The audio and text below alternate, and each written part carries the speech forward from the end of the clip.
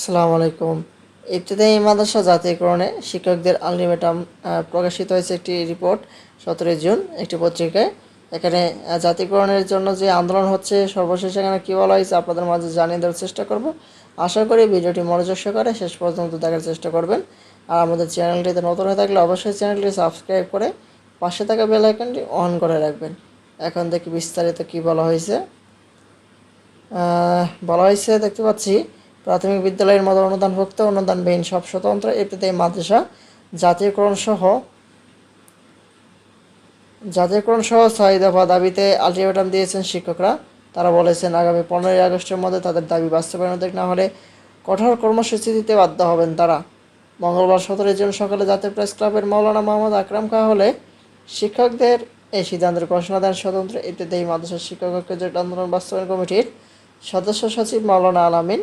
এই সময় তারা 2025-26 অর্থবছরে স্বতন্ত্র ইবতেদায়ী মাদ্রাসার শিক্ষকদের বেতন ও ছাত্রছাত্রীদের প্রবৃত্তির জন্য জাতীয় বাজারে 27 কোটি টাকা বরাদ্দের প্রস্তাব রাখায় অন্তর্বর্তীকালীন সরকারকে অভিনন্দন জানান। অনুষ্ঠানে সভাপতিত্ব করেন স্বতন্ত্র ইবতেদায়ী মাদ্রাসা শিক্ষক ঐক্য জোটের চেয়ারম্যান কাজী মোখলেছুর রহমান। তাদের দাবিগুলো হলো অনুদানবিহীন সব স্বতন্ত্র ইবতেদায়ী মাদ্রাসার প্রাথমিক বিদ্যালয়ে জাতীয়করণ করতে হবে, স্বতন্ত্র ইবতেদায়ী মাদ্রাসার নীতিমালা 2025 দ্রুত বাস্তবায়ন করতে হবে, স্বীকৃতিপ্রাপ্ত কোডবিহীন স্বতন্ত্র ইবতেদায়ী মাদ্রাসাগুলোর মাদ্রাসা বোর্ডের কোডের অন্তর্ভুক্তকরণ করতে হবে, আর স্বতন্ত্র ইবতেদায়ী মাদ্রাসার প্রদানের অনুমতির স্থগিতাদেশ 2008 প্রত্যাহার করতে হবে।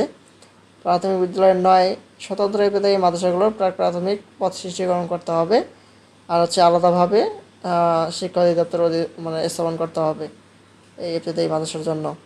এগুলো হচ্ছে আপনার ইবতেদায়ী মাদ্রাসা জাতীয়করণের সর্বশেষ আপডেট। পরবর্তীতে নতুন কোনো, যেহেতু 15 আগস্ট আলটিমেটাম দেওয়া হয়েছে, এর মধ্যে যখনই নতুন কোনো আপডেট নোটিশ প্রকাশিত হবে সবার আগে আমাদের চ্যানেলটিতে পেয়ে যাবেন। তাই দেরি না করে চ্যানেলটির সঙ্গে থাকবেন। ধন্যবাদ সবাইকে। আসসালামু আলাইকুম।